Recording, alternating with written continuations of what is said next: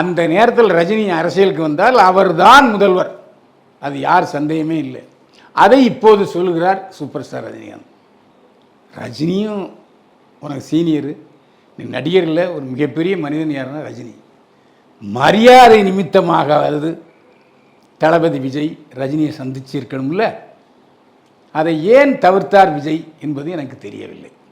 முதல்வரான பதவியேற்பு விழாவில் எவ்வளோ பெரிய பதவியேற்பு விழா, அதில் ரஜினிக்கு ஒரு அழைப்பு கொடுத்துருக்க வேண்டும் அல்லவா தளபதி விஜய், ஏன் செய்யலை? அப்போ அதை ஃபீல் பண்ணுவார்ல, ஏடா நமக்கு ஒரு அழைப்பு கூட இல்லையே. அந்த ஒரு மன வருத்தம் ரஜினிக்கு இருக்குமா இல்லையா? இருந்திருக்கும்.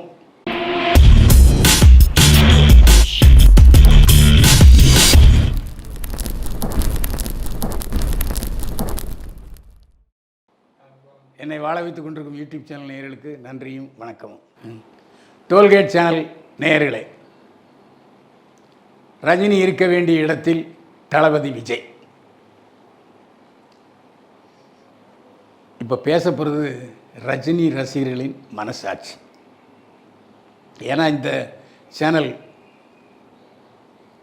ரஜினி ரசிகர்களுடைய சேனல். நான் ஆரம்பத்திலிருந்து பேசிக்கிட்டு இருக்கேன். ரஜினி, தமிழக மக்கள் புரட்சித் தலைவர் எம்ஜிஆருக்கு பிறகு ரஜினியை தங்களுடைய காட்ஃபாதராக பார்த்தாங்க. என்ன காரணம்னா, அவர் 2 மகள்களுக்கு தகப்பன், ஒரு மனைவியோடு வாழ்கிறவர். எவ்வளவோ புயல் சோதனைகள் வந்தபோது கூட தன்னுடைய மனைவி விட்டு அவர் பிரியவே இல்லை. மனைவியை பற்றி ஒரு வார்த்தை சொன்னதில்லை. இத்தனைக்கும் காதலிச்சு தான் கல்யாணம் பண்ணேன்னு அவரே சொன்னார். இப்படிப்பட்ட சூழலில் எம்ஜிஆருக்கு பிறகு ஒரு வெற்றிடம் ஏற்பட்டது. அப்போது மூப்பனார், பெருந்தலைவர் மூப்பனார் தான் நேராக ரஜினிகிட்ட வந்து, நீங்கள் இந்த சமயத்தில் ஜெயலலிதாவை பற்றி என்ன நினச்சிருக்கீங்கன்னா, அவர் இல்லை, அவங்க ஆட்சி சரியில்லை, கொஞ்சம் ஒரு மாய்தான் இருக்குது, யாருக்கும் பாதுகாப்பு இல்லை அப்படின்னு சொன்னார். அப்போ நீங்கள் வந்து அரசியலுக்கு வாங்க, வந்து குரல் கொடுங்க அப்படிங்கும்போது கலைஞரும் மூப்பனாரும் ஒன்றாக இருந்தார்கள். அப்போது பெருந்தலைவர் மூப்பனார் மீது அளப்பரிய ஒரு நம்பிக்கை வைத்திருந்தார் ரஜினி. அதனால் அப்போ அந்த சமயத்தில் அவருக்கு நல்ல வருமானம். அவர் தான் டாப் ஸ்டார், சூப்பர் ஸ்டார். அவர் என்ன நினச்சிட்டாரு, ஒரே காரணம் தாங்க, அவர் பிறப்பால் கன்னடர், ஒரு கன்னடத்துக்காரன் தமிழ்நாட்டை ஆள்வதா என்று திசை திருப்பிடுவார்கள் என்று பயந்தார். அது உண்மைதான், எனக்கு தெரியும், என்கிட்டே சொன்னார். எப்படி ரங்கநாதன், நான் பெங்களூருக்காரனாச்சே அப்படி என்று சொன்னார். அது இல்லை என்று சொல்லவே இல்லை. அந்த அடிப்படையில் மூப்பனாரும் கலைஞரும் சேர்ந்து தேர்தலை சந்தித்தார்கள். ரஜினி ஆதரவு கரம் நீட்டினார். அந்த நேரத்தில் ரஜினி அரசியலுக்கு வந்தால் அவர்தான் முதல்வர், அது யார் சந்தேகமே இல்லை. அதை இப்போது சொல்லுகிறார் சூப்பர் ஸ்டார் ரஜினிகாந்த். சரிதானே? ஏன்னா அந்த சமயத்தில் யாருமே மறுக்கவில்லை, அது கலைஞரும் மறுக்கலை. ரஜினி தயவால் தான் நான் ஆட்சிக்கு வந்தேன்னு அவர் பல முறை சொல்லியிருக்காரு. ரஜினியை எல்லா விழாக்களுக்கும் அழைப்பார், ரஜினியை வானலாக புகழ்வார் கலைஞர். அதில் எந்த மாற்றுப்பட்ட கருத்துமே இல்லை. ஆனால் அதே சமயத்தில் தளபதி விஜயும் வளர்ந்து வந்துகிட்டே இருக்கார். காதலுக்கு மரியாதைக்கு அப்புறம் அப்படியே ஆக்ஷன் ஹீரோவாக வந்துகிட்டே இருக்கார். ஆரம்பத்தில் தளபதி விஜய் ரஜினி ஸ்டைலில் தானப்பா பண்ணார். எல்லா நடிகர்களுமே ரஜினி ஸ்டைலை பின்பற்றாமல் இருக்க முடியாது. நல்ல நடிகர்கள் கமலஹாசனை ஃபாலோ பண்ணுவாங்க. ஏன்னா கமலஹாசன் நடிப்பு ராட்சசர், அதில் எந்த சந்தேகமே இல்லை. அப்படிப்பட்ட சூழலில் அவர் வந்து அரசியலுக்கு வர விரும்பவில்லை. அவரே சொல்லிட்டார், எல்லா படங்கள் நேரத்தில் நான் கண்டிப்பாக அரசியலுக்கு வருவேன், கண்டிப்பாக அரசியலுக்கு வருவேன்னு சொன்னவர் தடால நடியை பல்ட்டி எடுத்து விட்டார் ரஜினி. அதில் ரசிகர்களுக்கு மிகப்பெரிய ஏமாற்றம். ஏன்னா அந்த சமயத்தில் நிறைய ரஜினி மாவட்ட தலைவர்கள் மிகப்பெரிய கற்பனையோடு இருந்தார்கள், கனவோடு இருந்தார்கள். நாம் அரசியலுக்கு வரலாம், தலைவர் வழியை பின்பற்றி நாமளும் எம்எல்ஏ ஆகலாம், அமைச்சராகலாம் நினைத்திருந்தார்கள்.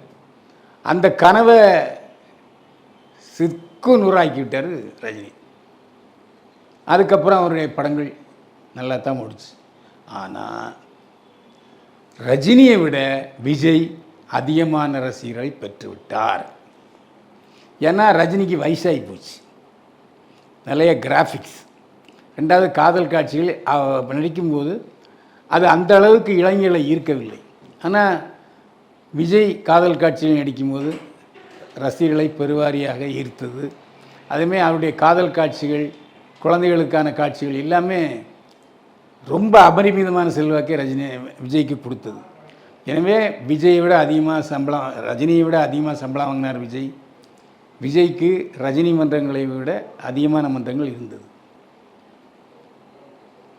அப்போவும் அவர் விஜயை சீரியஸாக நினைக்கலை. கட்சி தொடங்கினார் விஜய். அப்போது ரஜினி சரி ஏதோ ஒரு கட்சி தொடங்குறாரு அப்படின்னு வாழ்த்து தெரிவித்தார். ஆனால் ஜனங்க ரஜினி திமுக ஒரு தீய சக்தின்னு சொன்ன உடனே அப்படியே அதை மனசில் வாங்கிட்டாங்க. அதனால தான் திரண்டு வாக்களித்தார்கள். 85% போல இருக்கு. தமிழ்நாடு அரசியலில் விசில் புரட்சி இருக்க சொல்லவே முடியாது. இன்னும் சொல்ல போனால் விஜய் எல்லா இடங்களுக்கும் பிரச்சாரத்துக்கு போகல, பல இடங்களுக்கு போகல. தென் மாவட்டங்களில் தூத்துக்குடி தவிர அதில் இருந்து போகல. அவர் முழுமையாக இறங்கி பிரச்சாரம் பண்ணியிருந்தாருன்னா நிச்சயமாக 200 தொகுதியில் அவர் வெற்றி பெற்றிருப்பார். என்ன ஒன்று, விஜய் தவறு செய்தாரா, தெரிந்து செய்தாரா, தெரியாமல் செய்தாரா என்பதை நம்ம விவாதிக்கணும். ஏன்னா ஈவேரா சமாதிக்கு போகிறாரு, அந்த சிலைக்கு மாலை அணிவிக்கிறாரு, வீரமணிக்கு மாலை அணிவிக்கிறாரு, விடுதலை சிறுத்தை திருமாவளவனை சந்திக்கிறாரு, கம்யூனிஸ்ட் கட்சிக்காரங்களை சந்திக்கிறாரு, காங்கிரஸ் தலைவர்களை சந்திக்கிறார். ரஜினியும் உனக்கு சீனியரு, நீ நடிகரில் ஒரு மிகப்பெரிய மனிதன் யாருன்னா ரஜினி. மரியாதை நிமித்தமாக வருது தளபதி விஜய் ரஜினியை சந்திச்சு இருக்கணும்ல, அதை ஏன் தவிர்த்தார் விஜய் என்பது எனக்கு தெரியவில்லை. 2 பேருக்கும் என்ன கருத்து வேறுபாடு என்பது நமக்கு தெரியவில்லை. இது முதல் தப்பு. ஏன்னா நிச்சயமாக ரஜினி அதை எதிர்பார்த்திருப்பார். சரி, தளபதி விஜய் வெற்றி பெற்று விட்டார், முதல்வராக போகிறார், நம்மகிட்ட ஆசீர்வாதம் வாங்க வருவார், நீ எதிர்பார்த்துருக்கலாம். அந்த எதிர்பார்ப்பை நிறைவேற செய்யாமல் செய்து விட்டார் விஜய். அதுக்கப்புறம் என்னாச்சு, இதன் காரணமாகவோ என்னவோ தெரியவில்லை, ரஜினி வாழ்த்து தெரிவிக்கலை. ஒரு நாள் வெற்றி பெற்றதுக்கு வாழ்த்துன்னு சொன்னாரே தவிர மற்றபடி முதல்வரானதுக்கெல்லாம் வாழ்த்து தெரிவிக்கலை. சரி, முதல்வரான பதவியேற்பு விழாவில் எவ்வளோ பெரிய பதவியேற்பு விழா, அதில் ரஜினிக்கு ஒரு அழைப்பு கொடுத்துருக்க வேண்டும் அல்லவா தளபதி விஜய், ஏன் செய்யலை? அப்போ அதை ஃபீல் பண்ணுவார்ல, ஏடா நமக்கு ஒரு அழைப்பு கூட இல்லையே. அந்த ஒரு மன வருத்தம் ரஜினிக்கு இருக்குமா இல்லையா? இருந்திருக்கும். இதுக்கிடையில் எல்லாரும் போய் உருட்டிட்டான். அதாவது சமூக வலைதளங்களில் ரஜினிக்கும் விஜய்க்கும், ரஜினி விஜய் எதுக்குறாரு, ரஜினிக்கு வாழ்த்து தெரிவிக்கலன்னு போட்டு செம்ம உருட்டிட்டான். அது ரொம்ப கஷ்டமாக போச்சு. இதை பற்றி விஜயும் அலட்டி கொள்ளவில்லை, ரஜினியும் அலட்டி கொள்ளவில்லை. ஆனால் ரஜினிக்கு மன உறுத்தல் இருந்திருக்கும் போல வெளியே ப்ரெஸ் மீட் பண்ணிட்டார். ப்ரெஸ் மீட்டை பண்ணும்போது கொஞ்சம் உணர்ச்சி வசப்பட்டது உண்மைதான். நான் கமலஹாசன் முதலமைச்சராக இருந்தால் கூட கொஞ்சம் பொறாமப்பட்டிருப்பேன். ஆனால் விஜய் வந்ததில் எனக்கு பொறாமையே இல்லை. நான் நினைத்திருந்தால் நிச்சயமாக முதலமைச்சர் ஆகியிருப்பேன். இந்த மாதிரியான வார்த்தைகள்லாம் நான் எதிர்பார்க்கலை. ரஜினியிடம் நான் எதிர்பார்க்கலை. அவர் கொஞ்சம் கோபத்தில் இருந்தார், உணர்ச்சி வசப்பட்டு விஜயை பற்றி பேசிவிட்டார் என்பது தான் என்னுடைய கருத்து. இப்படி பேசியிருக்கக்கூடாது ரஜினி, அப்படி செய்திருக்கக்கூடாது விஜய், இப்படி பேசியிருக்கக்கூடாது ரஜினி. 2 பேர்லேயும் அந்த சின்ன தவறு இருக்கத்தான் செய்கிறது, அது இல்லைன்னு சொல்லவே இல்லை. ஆனால் எது எப்படியோ ரஜினி ஃபீல் பண்ணிட்டார். இதற்கு அப்புறமாவது முதல்வர் தளபதி விஜய் போயஸ் தோட்டத்துக்கு சென்று ரஜினியை சந்தித்து வாழ்த்து பெறுவார் என்று நம்புவோம்.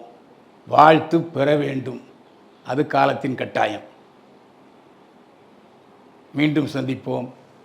வாழ்க வளமுடன்.